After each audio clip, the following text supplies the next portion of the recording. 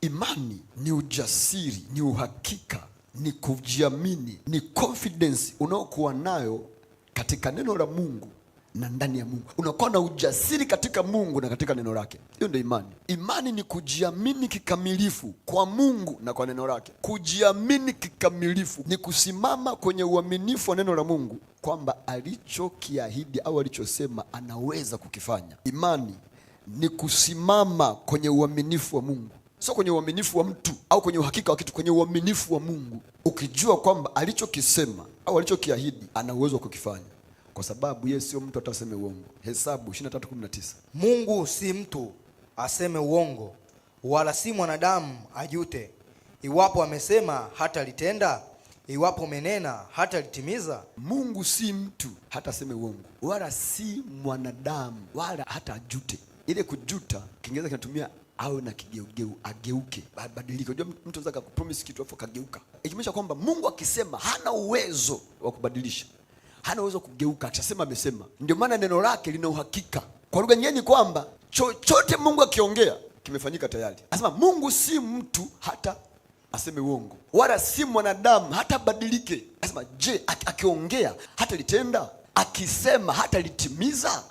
Kwa lugha nyingine nakwambia, akisema lazima litimize, hana uwezo wa kulitimiza, na kisha kuahidi kitu lazima akikamilishe. Okay, maana yake nini? Maana unaposoma Biblia au unaposikiliza mahubiri, chochote ambacho unaona Mungu amekiongea kwenye maisha yako tayari automatic kimeshafanyika tayari. Kwa jinsi roho kimeshakamilika. Hakuna namna ambapo kinaweza kikaacha kukamilishwa. Kinachohitajika ni kuonyesha imani yako ili kiweze kukamilika. Mungu akisema imekwisha kufanyika tayari. Yaani Mungu akiongea imeshafanyika tayari. Unachotakiwa wewe ni kuchukua hatua. Alipoambia wana wa Israeli na watoa Misri na apeleka nchi ya ahadi, iko ishakamilika tayari. Ichotakiwa ni wao kuchukua tu zile hatua, pita huku wapite, fanya hiki wafanye. Ndio maana waliokaza kwenye neno la Mungu waliingia, ambao walipoteza wakawa na mazingira na wachanganya hawakuingia. Biblia inasema hawakuingia kwa sababu ya kutokuamini kwao. Waebrania inasema neno lile walilohubiriwa wao ni sasa tulihubiriwa na sisi. Biblia inasema halikuwafaa wao kwa sababu halikuchangamana na imani iliyokuwa ndani